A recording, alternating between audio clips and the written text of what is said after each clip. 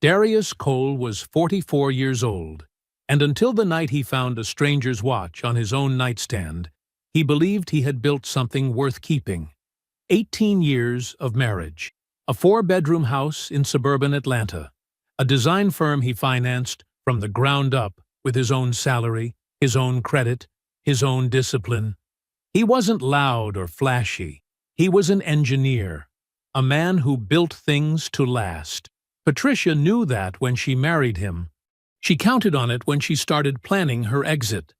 By the time she walked out of that courthouse without looking back, she had taken the house, both cars, the investment accounts, and the business he funded. She left him a studio apartment and a cardboard box. She believed she had calculated every asset, accounted for every number, stripped him down to nothing. What she never knew, what she couldn't have known, was that somewhere in a jacket pocket he hadn't touched in months, folded inside a gas station receipt, was a lottery ticket. And 3 months after that divorce was finalized, Patricia was watching the evening news when she saw Darius Cole's face on her television screen, standing behind a $750 million check. She reached for her phone immediately. She had no idea what she had already set in motion. Before we dive in, comment where you're watching from today. And if stories like this speak to you, hit subscribe, because tomorrow's story is even more intense. The key turned in the lock the same way it always did. A little stiff, a little resistant. Darius Cole had told himself for 2 years that he was going to fix that lock. He never got around to it.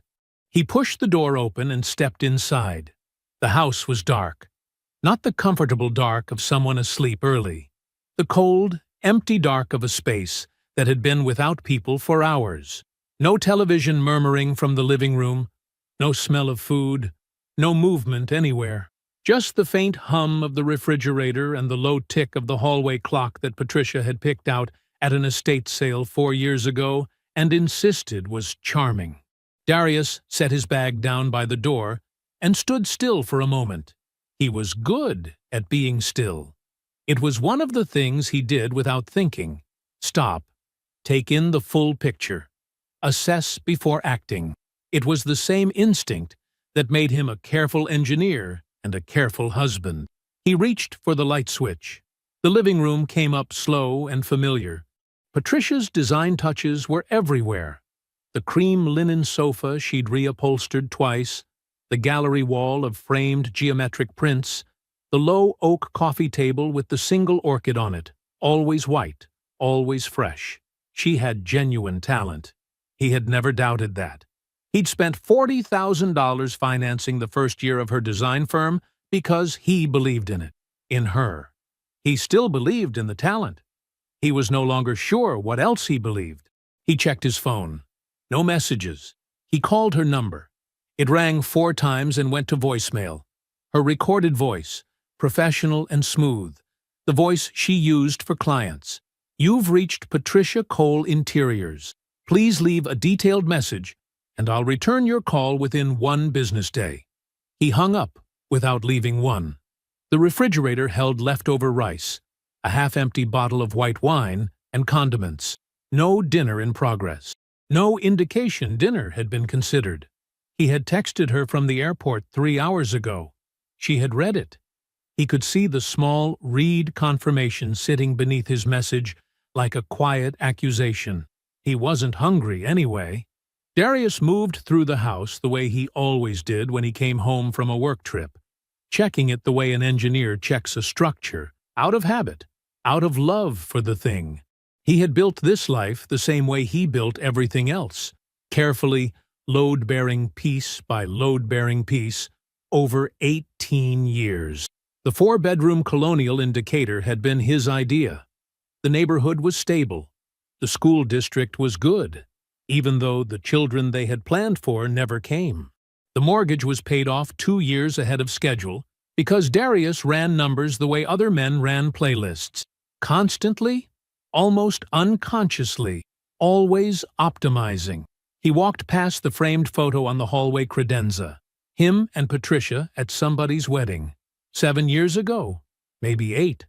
She was laughing at something. He was looking at her, laughing. He remembered that day clearly. He remembered thinking, This is the thing I'm protecting." He stopped looking at the photo and kept moving. The home office was how he'd left it. His drafting notes stacked on the corner of the desk. A coffee mug he hadn't washed before leaving. But Patricia's side of the desk had changed. A folder he didn't recognize. A yellow sticky note in her handwriting with a name and phone number he didn't know. And beneath the folder, partially visible, not hidden, just carelessly uncovered, a document he had seen before. The business restructuring paperwork. She had first brought it to him 6 weeks ago, calmly, over dinner, slipping it into the conversation between talk of a client project and a neighbor's renovation. She wanted to restructure the ownership split of Patricia Cole Interiors. Currently it was 50-50. He owned half, a reflection of the fact that his capital had funded every early year of the business. She wanted to move it to 80-20 in her favor. She said it was about liability, about the firm's professional classification. She had a reason for everything. She always did. He had not signed it. She had asked again 2 weeks later, then again the week before he left for this trip. Each time the language got a little more urgent, and the explanations got a little more layered. Each time, Darius said he wanted to have his accountant look it over first. Each time, something moved behind her eyes that she covered quickly with a smile. He left the folder where it was. He climbed the stairs slowly, one hand trailing the banister. The bedroom door was open. He pushed it wider and reached for the lamp on the dresser, and warm yellow light spilled across the room. The bed was made. Patricia's perfume still hung faintly in the air. Her jewelry box sat on the dresser, closed. Her reading glasses were folded on the nightstand beside a library book she'd had for 3 weeks. And on his nightstand, his side, where his phone charger lived, and the thriller novel he'd been working through for a month, sat a watch. A man's watch, silver-banded, heavy-looking, not his. Darius stood very still and looked at it for a long time. Darius picked up the watch. It was heavier than it looked. The kind of weight that comes from real metal, real craftsmanship. A silver bracelet band, a dark blue face. No brand name visible from the front, so he turned it over. The caseback was engraved. 2 initials and a date. FB 2019. He set it back down on his nightstand. Then he picked it up again. Then he set it down again. He sat on the edge of the bed for a long time. Not because he was frozen, not because he couldn't move. He sat because he was doing what he always did, taking in the full picture before he acted. The watch was not an accident. A man careful enough to engrave his initials on a watch was not careless enough to leave it somewhere by mistake, which meant it was left on purpose, or left by someone who felt comfortable enough not to worry about it. Both answers told him something. Neither answer was good. He breathed once, slowly. Then he stood up. The shared tablet was on Patricia's nightstand, plugged in, screen dark. They had bought it 2 years ago to share recipes, travel itineraries, that kind of thing. Practical. Domestic. He picked it up and pressed the home button, and the screen came alive, asking for a passcode. He typed in her birthday. Force of habit. It opened. Patricia had always been careful with her phone. Her personal phone had a passcode he didn't know, and a face lock on top of it. She guarded that phone the way some people guard a diary. But the tablet she had stopped thinking about. People always forgot the secondary device. They secured the thing in their hand and left the door open on everything else. Her iCloud account was synced directly to it. Messages, photos, notes, all of it. He opened the Messages app. There were dozens of conversations. Her mother, a few clients, a group thread with some women from her alumni chapter. He scrolled past all of it until he found the name, Foster Briggs. The thread was long. Months of messages, going back almost 2 years. He opened it and started reading from the beginning. What he found was not the shock of discovering an affair. He had already understood, on some quiet and unexamined level, what the watch meant. What hit him differently, what moved through him like cold water finding the cracks in a structure, was the planning, the calculation, the sheer amount of deliberate, patient work that had gone into what he was reading. It started as flirtation, professional at first. Foster mentioning a design project, Patricia responding with her client voice. Then warmer. Then something else entirely. By month 3 of the thread, the flirtation was gone, and something more honest had replaced it. By month 6, the messages read like a partnership between two people who had already decided on the destination and were comparing notes on the route. He still hasn't signed the restructuring docs, Patricia had written 8 weeks ago. He keeps saying he wants his accountant to review it first. I told him it was just a liability thing. Foster's response, "How long can you stall the filing?" "Long enough. The business is practically already mine on paper. I just need the formal split adjusted before we move." Darius read that sentence twice. His jaw tightened. He kept reading. Further back, 6 months ago, Patricia had written, "I looked into it. If we file before the anniversary in November, the joint account is treated differently. The timing matters. Foster, so file before November. What does your attorney say?" Patricia, "She's ready when I am. I just need the asset list finalized. I need everything to look clean." There were more. Messages about the house, about the investment account, about the design firm. Patricia had built a map of everything they owned together and had been quietly calculating for months how to walk away with most of it. She had done it calmly. She had done it while eating dinner across from him, while asking how his projects were going, while sleeping beside him. Darius sat with the tablet in his hands and felt something settle in his chest. Not grief. Not yet. Something older and quieter than grief. A man finally seeing the full shape of a thing he had been refusing to look at directly. He went to the tablet's screenshot function and started at the beginning of the thread. He worked methodically. Every relevant message, every exchange about the business, the accounts, the timing of the filing. He forwarded the screenshots to his personal email, the one Patricia didn't know about, a backup account he used for engineering licenses and professional certifications. Then he went to the sent folder and deleted the outgoing message. He cleared the screenshot album. He closed the Messages app, returned to Patricia's home screen, and set the tablet back on her nightstand exactly as he had found it. Plugged in, screen dark. He washed his hands in the bathroom sink. He didn't know why. He just did.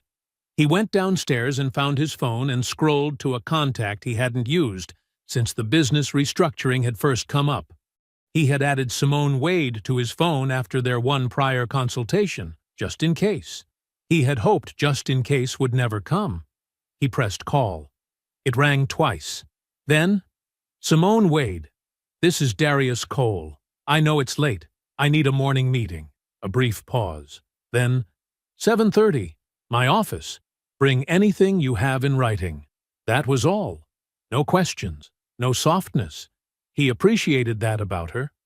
He hung up and went to the kitchen.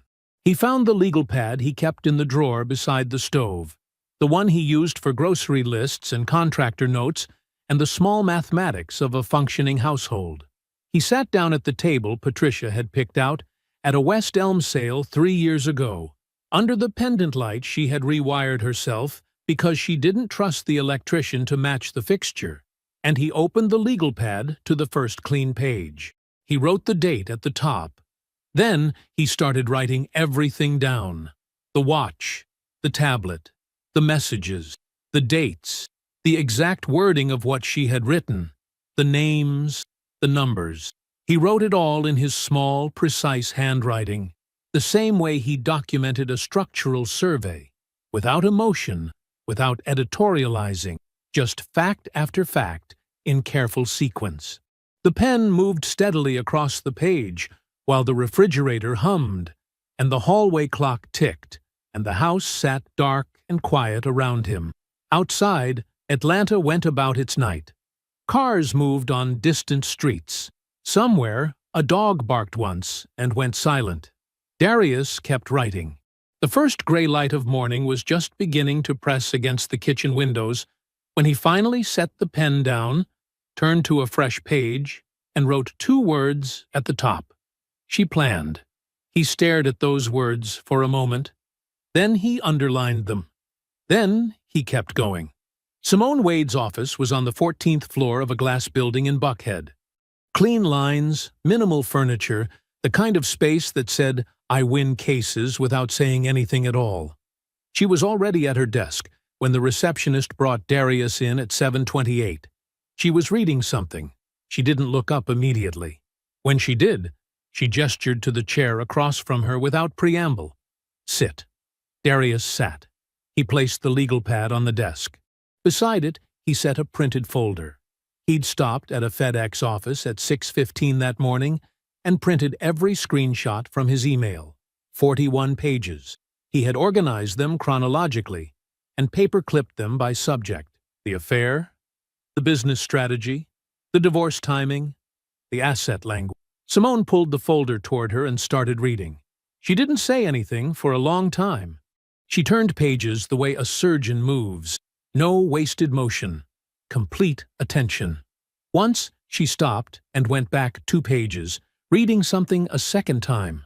Her expression didn't change. When she finished, she closed the folder and rested her hands flat on top of it. "She used the word clean," Simone said. "Page 12, Darius said. "And again on page 27. Simone nodded slowly. "She's been coached. Or she's smart enough not to need coaching."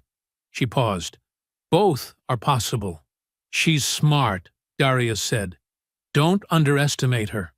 Simone looked at him. "I don't intend to." She leaned back in her chair. "Here's what I need you to understand. These messages are significant, but messages are not a financial case.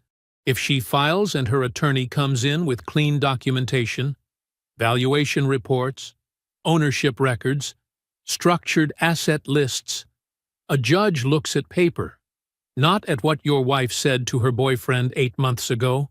She let that land. We need the financial picture. Every joint account, every statement, every business record you can access legally, before she moves anything. How long do I have? That depends on when she plans to file. Based on the November deadline she mentioned, Simone glanced at the folder. You have weeks, not months, maybe less. Darius nodded.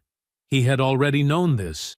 Hearing it stated plainly just compressed the timeline into something he could work with. "Don't confront her," Simone said. "Don't change your behavior at all. You go home tonight, and you are exactly who you were yesterday." "Can you do that?" Darius thought about the watch on his nightstand. He thought about 41 pages of planning conducted from inside their shared bedroom. "Yes," he said. "I can do that. He could do that." It turned out to be the hardest thing he had ever done, and he did it without flinching. Patricia came home 2 days after he'd found the watch. She said she'd been staying with a friend from the alumni chapter, a thing she had done before, enough times that he'd stopped questioning it. She came in, set her bag down, kissed his cheek, and asked what he wanted for dinner. He said whatever she felt like making. She made pasta. They ate at the West Elm table. They talked about a renovation project one of her clients had approved. He asked follow-up questions. He poured her more water when her glass got low. She noticed nothing. He spent 3 evenings that week at his desk, pulling records, joint checking, joint savings, the investment account. He had legal access to all of it. His name was on every account, even the ones Patricia primarily managed. He printed statements going back 18 months. He found what he was looking for in the business records.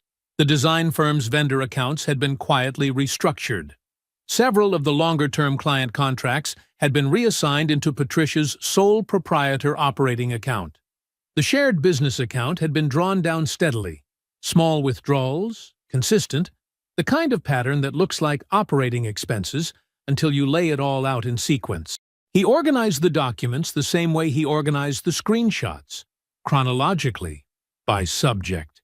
He drove them to Simone's office on a Thursday afternoon and left them with the receptionist.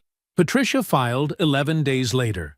Her attorney was a man named Gerald Cross, polished, expensive, and well-prepared. The documentation he submitted valued the design firm at $180,000. Simone had already told Darius what to expect from the number, and Darius had already told Simone what he wanted to do about it. Nothing. Not yet. The cost of fighting on those terms, against that documentation, in that timeline, was a battle designed to exhaust him. Patricia had timed it that way. He signed where they told him to sign. He signed over the house, the cars, the investment accounts.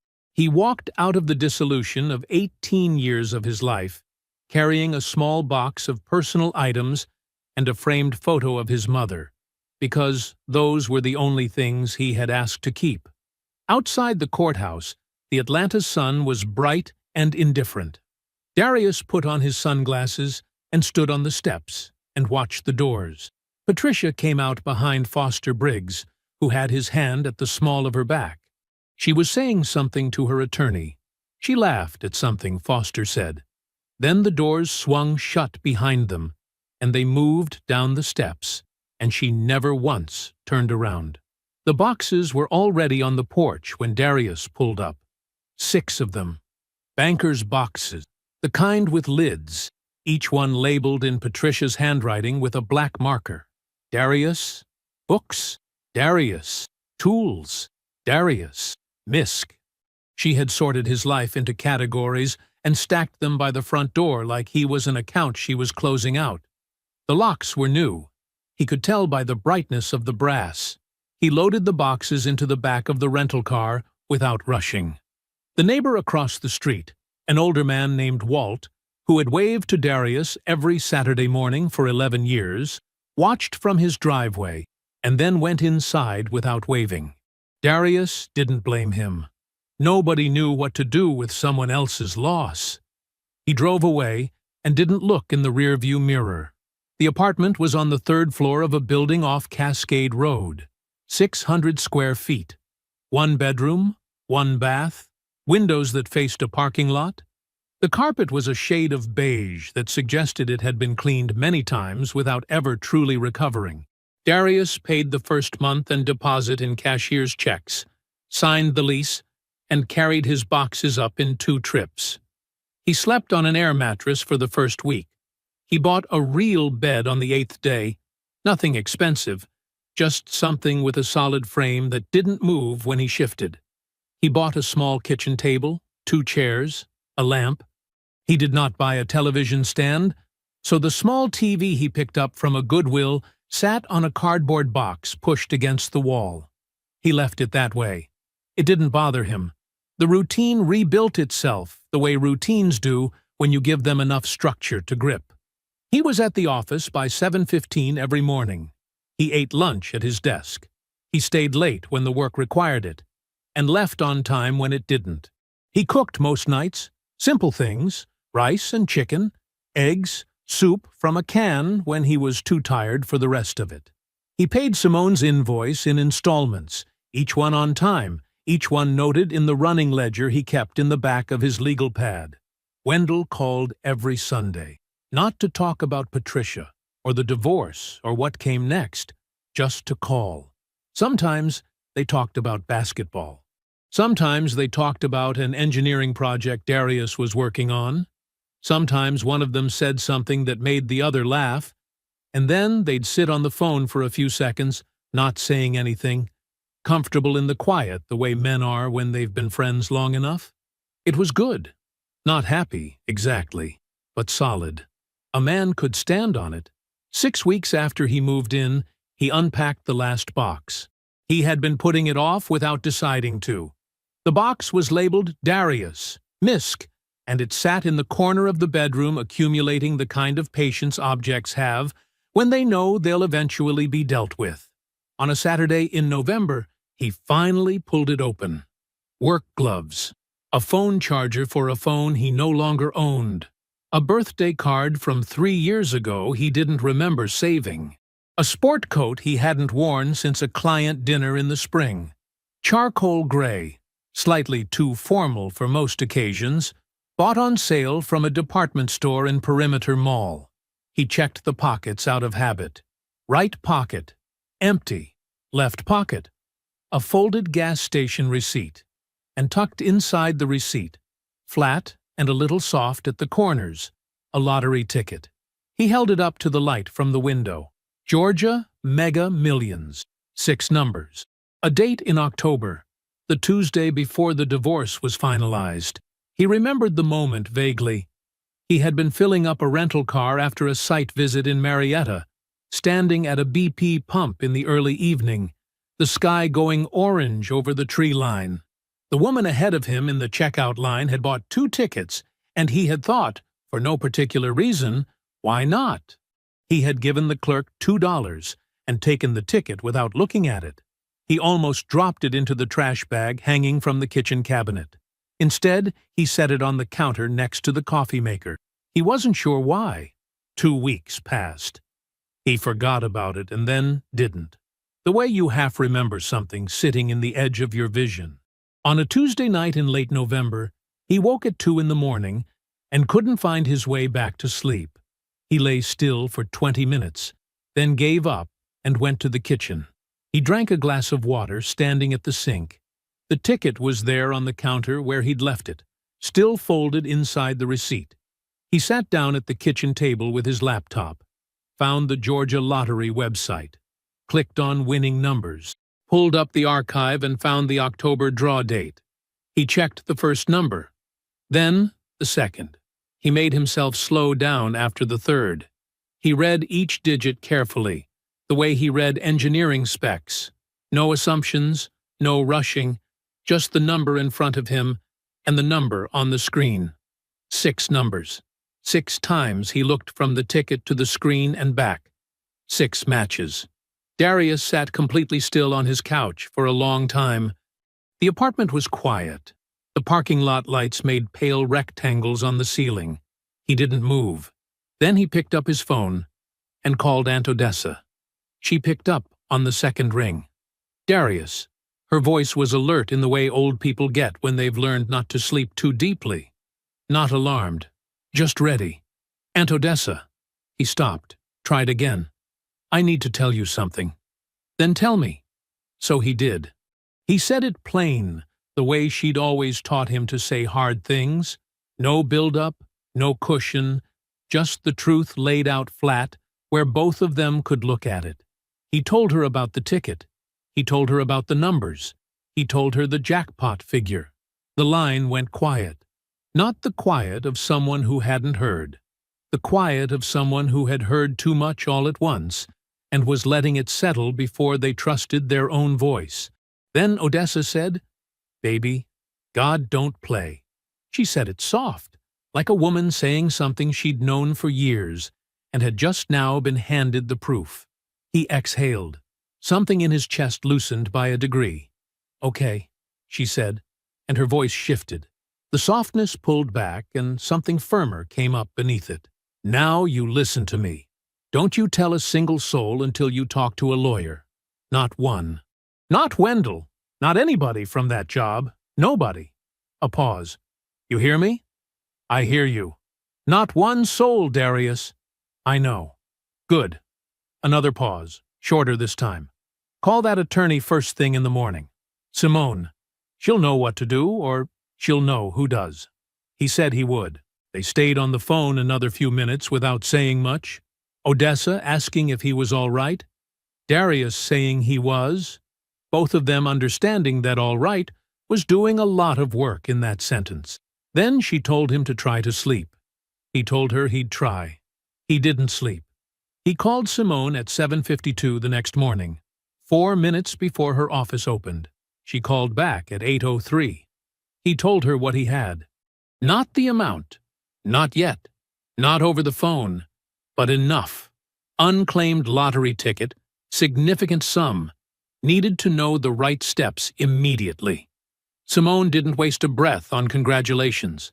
She asked 3 questions. Had he told anyone?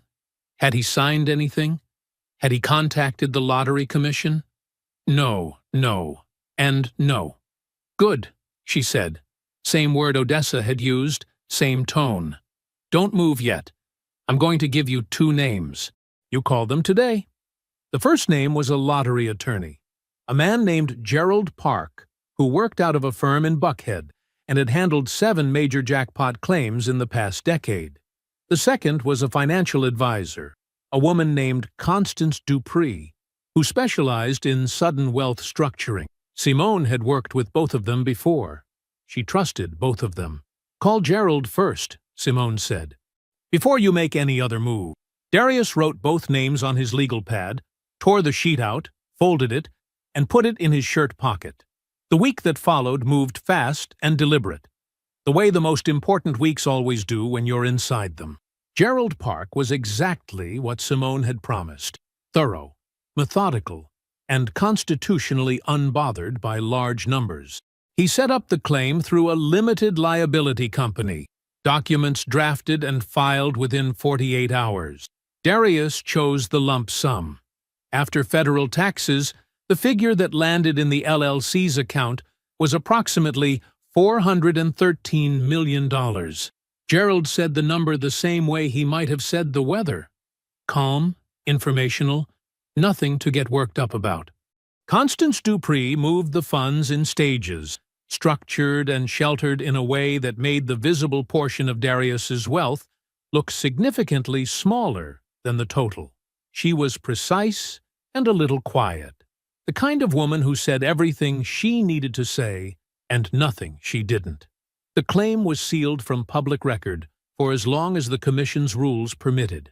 Darius went back to work the Monday after it all closed, ate lunch at his desk, checked his engineering specs, answered his emails, went home to his apartment off Cascade Road, and heated up leftover rice on the stove. He told no one. The Lottery Commission required a press conference. There was no way around it. The rules were clear, attendance was mandatory, and Gerald had negotiated every concession available, which wasn't many. They would not release Darius's address.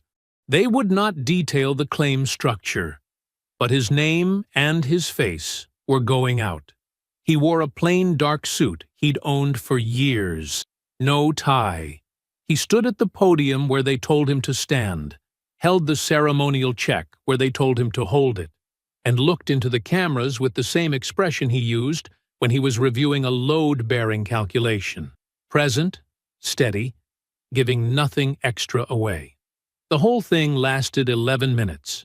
He was back in his car by noon. That evening he sat on his couch with a bowl of soup and the small television on the cardboard box. The local news ran the segment just after 6. There was his face, the suit, the check with the number printed in large red digits. His phone lit up 47 minutes into the broadcast. Patricia Cole on the screen. The name sitting there like something he'd been expecting and still didn't want to touch. Darius looked at it, let it ring, watched her name glow and pulse, and finally go still. Then he set the phone face down on the cushion beside him and finished his soup. He called her back the next morning at 9. She answered before the second ring. Darius. Her voice was warm, soft in a way he hadn't heard in years. I'm so glad you called. Patricia. He kept his voice level. How are you? Honestly?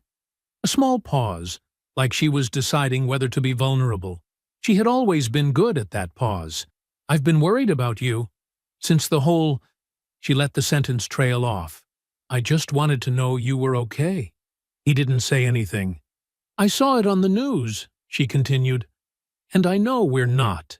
I know things ended the way they did. But you're still someone I care about. That doesn't just stop. I understand, Darius said. Does it feel real yet? Something like that? I can't even imagine.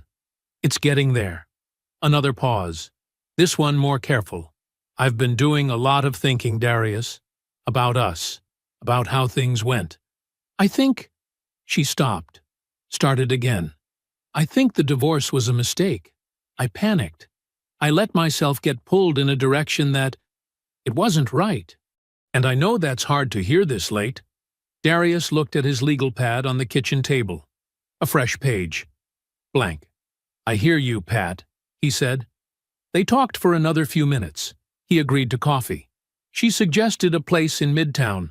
Neutral, quiet, a cafe with small tables and soft lighting that would have felt romantic in different circumstances. He said that was fine. They settled on Thursday at 11. When he hung up, he sat for a moment. Then he picked up his pen and wrote one word at the top of the fresh page. Thursday. He arrived at the cafe 12 minutes early and chose a corner table with his back to the wall. She walked in right on time, which itself told him something. Patricia was never punctual unless she needed something. She had dressed carefully. A cream blouse, tailored. Simple gold earrings. The makeup was softer than she usually wore, her hair natural and pulled back. She looked approachable. She looked like a woman who wanted to be seen as someone who had let her guard down. He stood when she reached the table. Old habit. You look good, she said. She meant it. He could tell. The money wasn't visible yet, but something else was. The particular ease of a man who had stopped carrying weight he'd been carrying for years. You too, he said. Sit down. They ordered. She got a latte. He got black coffee. She smiled at that like it meant something. She talked. He listened. She talked about the marriage the way a person talks about a car accident they feel they caused. Careful, remorseful, just enough accountability to seem honest without conceding anything specific. She talked about how she had lost herself in the business, how the pressure had warped her perspective, how Foster had turned out to be someone she didn't expect. She didn't detail that last part. She kept it vague and let him fill in the blanks. She was good at that, always had been, leaving spaces shaped exactly like the answer she wanted you to arrive at. She talked about starting over. She talked about what they could still build. She mentioned the business once, briefly, as something that had become more stressful than rewarding. Darius listened to all of it, and while he listened, he asked questions. What are you thinking you want your life to look like? Said quietly, like concern. Is the firm going the direction you wanted? Leaned forward slightly, like interest. Where do things stand with Foster right now? Asked gently, like he just wanted to understand. She answered the first two carefully. On the third one, she went still for just a breath, barely visible, and then said things had run their course with Foster, that she'd realized what she had walked away from. She kept her eyes on him when she said it. He nodded slowly, like he was taking it in. He was taking it in. Just not the way she thought. By the end of the meeting, he knew three things. She was aware of the LLC structure around his winnings, though not the full amount. She believed the version of Darius she had always known was still completely intact, accommodating, fair to a fault, susceptible to history. And whatever was happening with Foster had rattled her enough that she was moving faster than she'd originally planned. He walked her to her car. She hugged him. He let her. Then he got in his own car and called Simone Wade. I need you to pull the divorce decree, he said. Specifically the asset disclosure affidavits. I want to know what the penalty exposure looks like, if those numbers were fraudulent. Simone was quiet for exactly 2 seconds. How fraudulent are we talking? I don't know yet, Darius said, but enough that someone chose those numbers very deliberately. I'll pull it today, she said.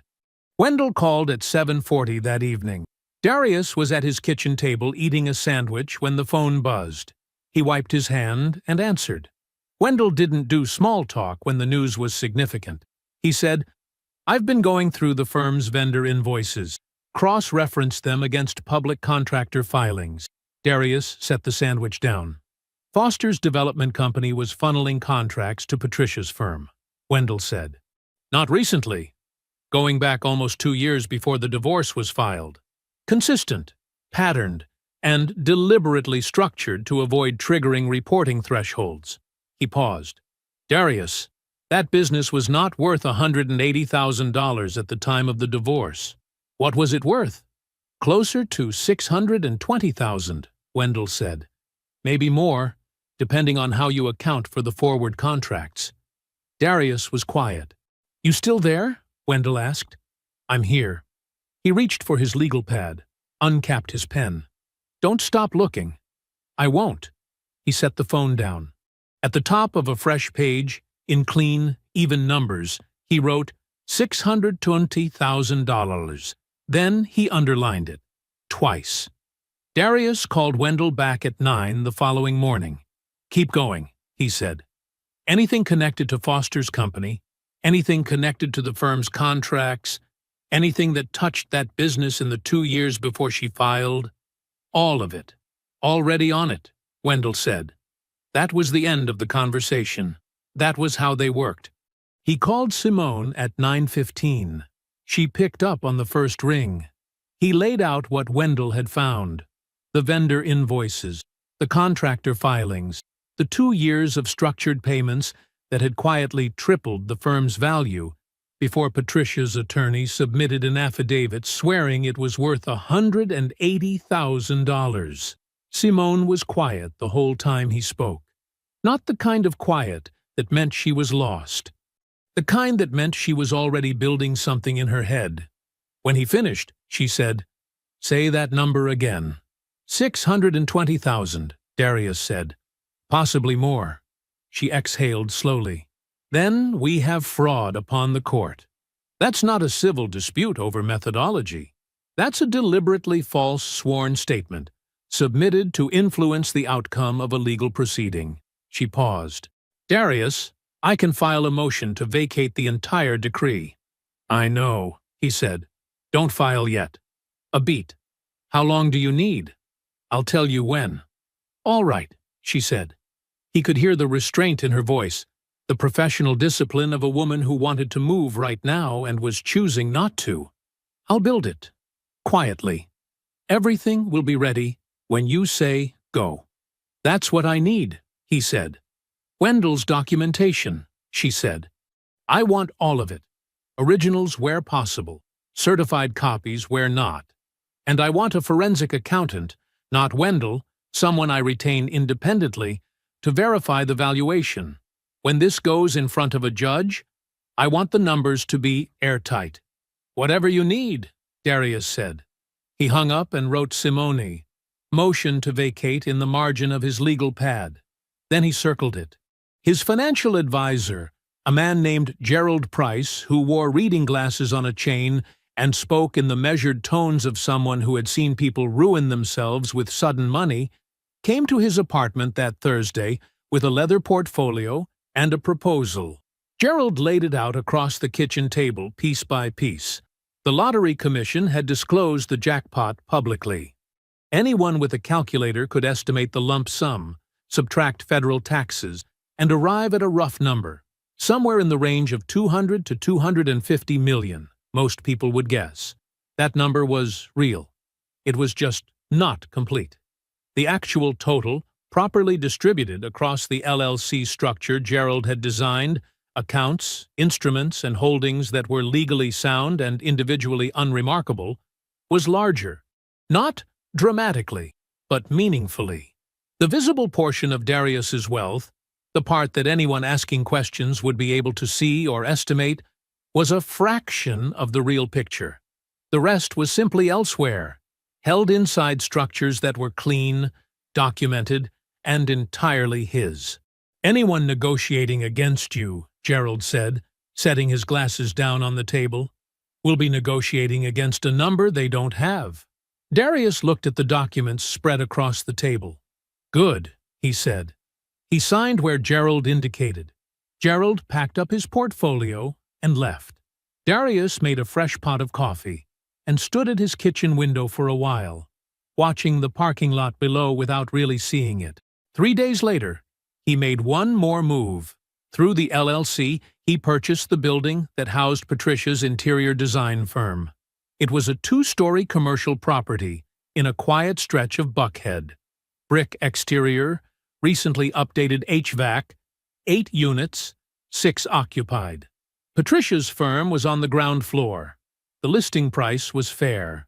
Darius paid it without negotiating, which was unusual enough that the seller's agent mentioned it. The transaction closed in 11 days. Clean paperwork, no flags. Darius received the deed on a Wednesday afternoon. He read through the full document, checked the address twice out of habit, and filed it in a folder at the back of his desk drawer. Patricia was paying rent to his LLC now. Had been, technically, since the closing date. She didn't know it yet. Aunt Odessa called on a Sunday. She started with small talk. Her granddaughter's school play, a neighbor's new dog that barked too much. Darius sat on his couch and listened, knowing from 44 years of experience that Odessa always arrived at the point in her own time. She got there about 8 minutes in. "I ran into Brenda," Odessa said. "You remember Brenda Lattimore? Used to work over at that insurance company, the one you had your policy through." Darius straightened slightly. "I remember the name. We had lunch after church. She retired last year." Odessa paused. "Baby, she told me something." He waited. 18 months before Patricia filed for divorce. Odessa said, slow and even, like she was reading from something, "Patricia tried to have you removed as the policy manager on your life insurance, the $1.2 million policy. She filled out the paperwork herself." Darius said nothing. "The request was denied," Odessa continued. "Procedural error on the form. It never went through. And Patricia never tried again." Another pause. Brenda said she'd always felt uneasy about it. Said she never forgot it because the beneficiary change request came in the same week. Darius was very still. "You there?" Odessa asked. "I'm here," he said. "Aunt Odessa, I need Brenda's number." He got off the phone with Odessa and sat quietly for a moment. Then he went to his desk, opened the bottom drawer, and pulled out the folder. He placed it on the table and added the notes he had written during the call. Brenda's name, the timeline, the policy number, the procedural denial. He paper-clipped them to the back of the existing documents. He looked at the file for a moment. Then he closed it, turned off the kitchen light, and went to bed. The birthday party was in Odessa's backyard. The same backyard Darius had run through as a boy, back when the oak tree in the corner was half its current size, and the fence was white instead of gray. Odessa had strung paper lanterns between the posts, and a folding table near the back door held a sheet cake decorated with purple frosting, and a plastic ballerina frozen mid-spin on top.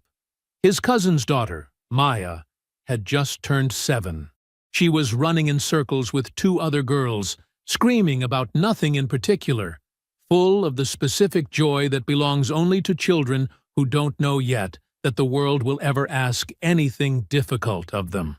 Darius stood near the oak tree with a cup of sweet tea and watched her run.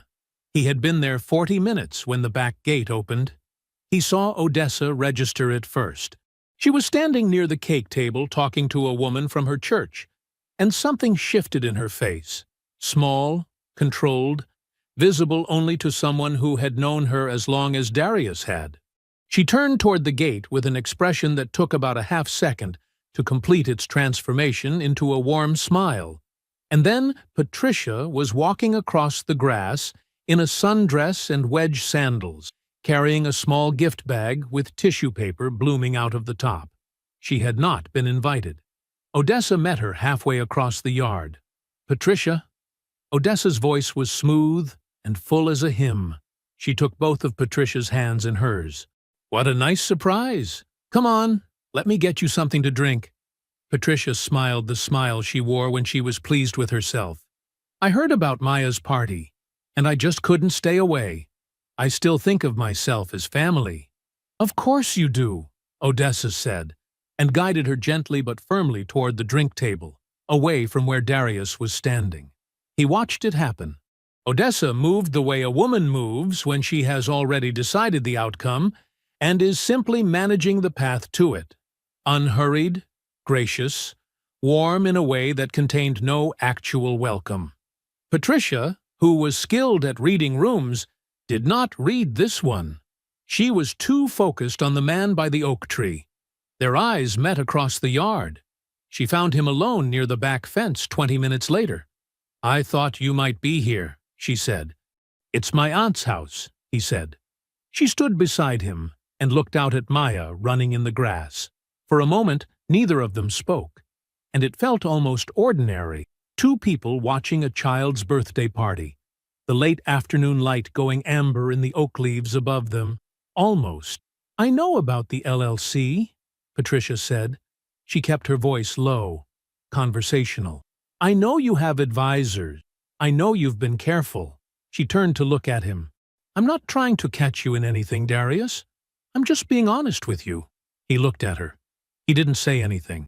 "You built a structure," she said. "I respect that. That's you. That has always been you. Careful. Thorough." She paused. "But I know you. You're too fair to cut me out completely. We built something together. Whatever else happened. That counts for something." He let her finish. He let the silence sit for a moment after she finished, long enough that she shifted her weight slightly on the grass. Then he said, "You're right. I am fair." He looked at her evenly. "I want you to know that about me going in." Patricia's expression opened. The careful composure softened at the edges. Something that looked like relief, or the performance of it, and with Patricia he had stopped being certain there was a difference, moved across her face. "That's all I'm asking," she said. "Just a conversation. A real one." "I hear you," he said. She smiled. She touched his arm briefly, the way she used to when she thought she had won an argument, and then excused herself to go say goodbye to Odessa. He watched her walk back across the yard. He watched Odessa accept her hug with both arms and a wide smile, and see her all the way to the gate, and then watch her go. The message from Wendell arrived at 11:47 that night. Title search came back. "Look at the attachment." Darius opened it at the kitchen table. It was a deed. The family home.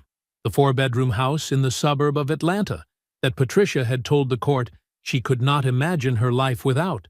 The home she had described, through her attorney, as her emotional foundation, her primary residence, the irreplaceable center of her stability. Her name was on the deed. So was Foster Briggs's. The transfer date was 3 weeks after the divorce was finalized.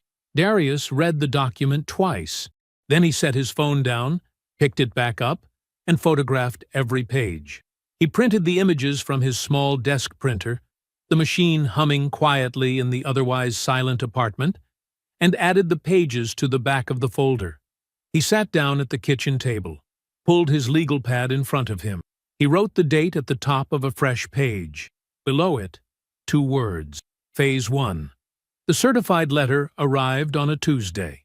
Patricia signed for it herself at the front door, still in her robe, coffee in hand. The envelope was thick, cream-colored. The return address was a law firm she recognized, Simone Wade's office. She had seen that name on documents before. Back when Darius was just the man on the other side of a negotiating table, she was certain she had already won. She set her coffee down before she finished reading the first page. By the second page, she was sitting on the floor of her entryway. Motion to vacate divorce decree, based on fraud upon the court. The exhibits were attached in order, tabbed and labeled with the kind of care that told her someone had been building this for a long time. The business valuation discrepancy, the vendor contracts, an affidavit from a forensic accountant whose name she didn't recognize. A formal demand for full financial disclosure within 30 days. She called Foster first. It rang 4 times and went to voicemail. She called again. Voicemail.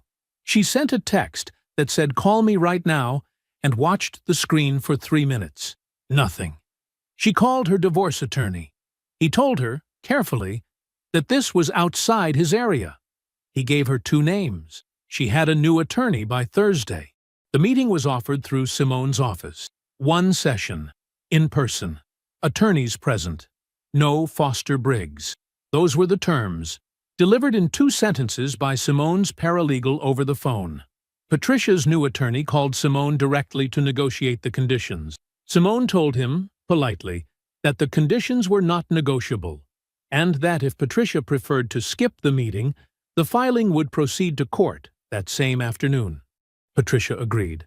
Simone Wade's conference room was on the 14th floor of a building in Midtown Atlanta, with floor-to-ceiling windows that looked out over a stretch of the city, going gray-green under an overcast sky. The table was long, dark wood, very clean. A pitcher of water sat in the center. 2 legal pads, a row of pens. Darius arrived first. He sat with his back to the windows and his hands flat on the table, and he waited, the way a man waits when he has already done everything that needed doing, and the outcome is simply a matter of time. Patricia came in with her attorney, a compact man named Gerald, with silver hair and a careful expression that told Darius he had already advised his client to say as little as possible. Patricia sat across from Darius and placed her hands in her lap and looked at him. He looked back. Simone opened the meeting with the formal framing, the legal grounds, the documentation, the range of outcomes. Gerald responded with the expected language about contesting the motion and questioning the admissibility of certain exhibits. Simone let him finish. Then she said, calmly, that the forensic accountant's affidavit had already been submitted for court review, and that Mr. Cole was prepared to proceed to full litigation at his discretion. Then Darius spoke. He didn't look at Gerald. He looked at Patricia. "I want to walk through the timeline," he said. "Not for the attorneys. For you." Patricia's jaw tightened slightly. She nodded once. He started 2 years before the divorce. Foster Briggs's development company. The contracts that began flowing to her design firm. Quietly, steadily, routed through vendor arrangements that didn't show up on the surface financials. He named the dollar amounts. He named the dates. He watched her face while he spoke, and saw the small, controlled flinch when he cited a figure she hadn't expected him to have.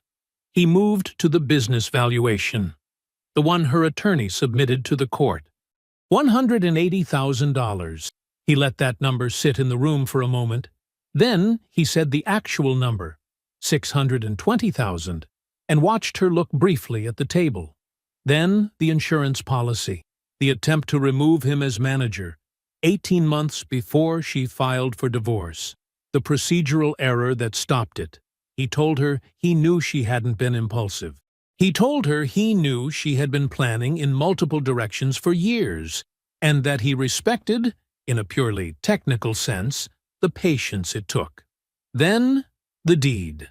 He slid the copy across the table. Patricia didn't pick it up. She didn't need to. She already knew what it said. 3 weeks after you told a court that house was your emotional foundation, Darius said, you put his name on it. The room was quiet. What I want is straightforward, he said. The business comes back to me at full valuation. The house goes to market, and we split the proceeds down the middle, the way it should have been from the start. Foster's name comes off the deed before it lists. He paused. You do those things within 45 days, and I won't pursue criminal fraud charges. I also won't deliver my documentation to the Real Estate Commission, the same commission that is currently investigating Foster's company, the company your firm's contracts run through. Gerald leaned toward Patricia and said something low. She didn't respond to him. She was looking at Darius. Can we take 5 minutes? Gerald said. Take 10, Simone said. Gerald stood. Patricia didn't move. After a moment, she said, Is any part of you doing this because you still love me? Darius looked at her. He let the question settle honestly, the way she had asked it, without contempt, without rushing past it. I loved you for 18 years, he said. But you made your choices long before I sat down at this table. I'm not doing this for love. I'm doing this because I earned everything you tried to take, and I intend to have it back." Gerald returned.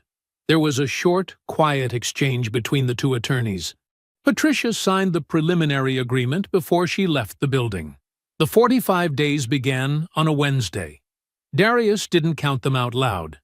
He didn't mark a calendar.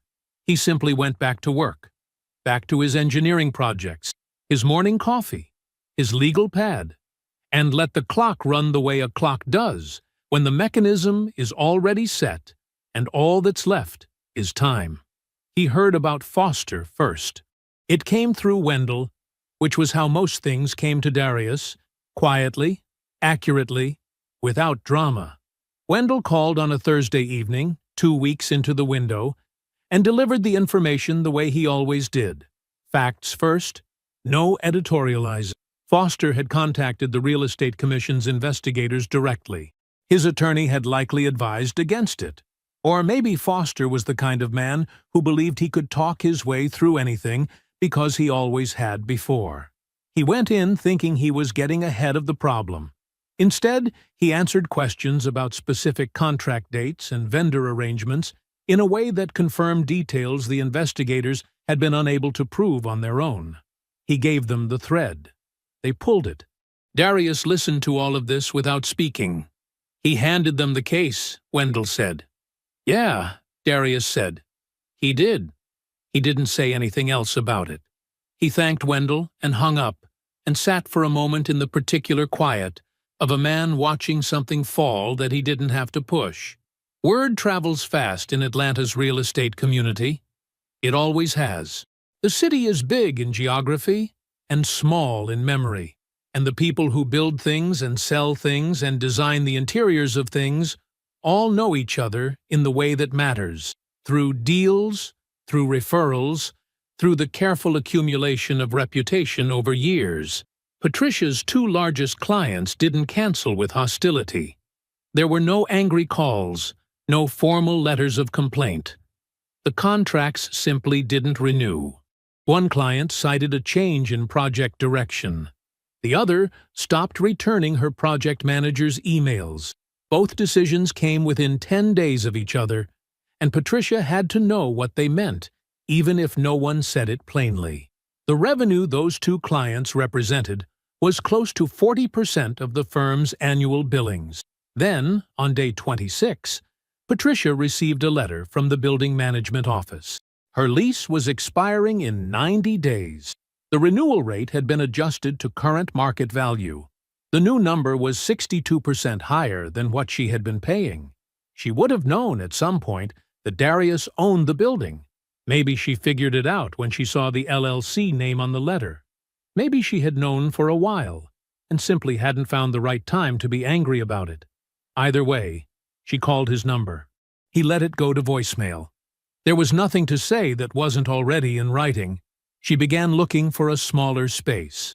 There wasn't one in that neighborhood she could afford. The house sold on day 31. The market had shifted just enough that the number came in lower than Patricia had been counting on. Not dramatically, just enough to matter.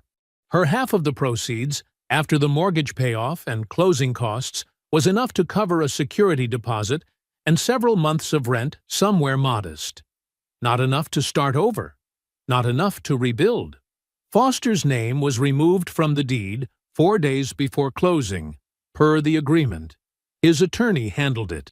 Foster himself was, by that point, managing the consequences of a settlement with the Real Estate Commission that included a civil monetary penalty, a suspended real estate license, and legal fees that required him to list 2 of his development properties for sale. His name appeared in the Atlanta Business Chronicle 11 days after the settlement, a brief item, factual and unsparing, in the regulatory actions column. His relationship with Patricia had already ended by then. Wendell heard from someone who had been present that it concluded in a parking lot argument outside a restaurant in Buckhead. What was said didn't matter. What mattered was that it was loud enough to be remembered. Darius heard this and noted it with the same neutrality he brought to all of it. It wasn't satisfaction, exactly. It was closer to the feeling of watching a structure that was never built right finally settle into what it always was. The business transferred to Darius on day 43. 6 months later, he was sitting on a porch. It was a wide porch, wide enough for 3 rocking chairs and a small table, on a craftsman house in the southwest part of Atlanta, where the streets were shaded by old oak trees that had been growing longer than any of the houses beside them. He had paid cash. He had chosen it because it reminded him of his grandmother's house, and because the first time he stood on that porch and looked out at the yard, he felt, very simply, like himself. Wendell was there. Aunt Odessa was there. The 3 of them had sweet tea and the easy silence of people who have been through something real together and landed somewhere worth landing. Odessa looked out at the yard for a long moment. Then she said, "Your mother would have liked this porch." Darius looked at the oak trees. "I bought it thinking that." Wendell didn't say anything. He just took a slow sip of his tea and leaned back in his chair, and the afternoon settled around the 3 of them like it had nowhere else to be. Later, after Wendell and Odessa had gone, Darius sat alone. The sun was going down behind the oaks, breaking into long orange pieces through the branches. Somewhere down the street, a child was laughing at something. A dog barked once and went quiet. The air smelled like cut grass and late summer and the particular cleanness of a place that had not yet accumulated any bad memories. Darius sat with his hands loose in his lap and watched the light change in the trees. He wasn't planning anything. He wasn't rebuilding anything. He wasn't waiting for the next piece of information or the next call or the next document that would confirm what he already knew. He was just there, on his porch, in his yard, in a life that belonged completely and without argument to him. Thank you for watching until the end. If this story meant something to you, hit subscribe and turn on notifications. I've got 2 stories on the screen that you have to watch next. Have a great day.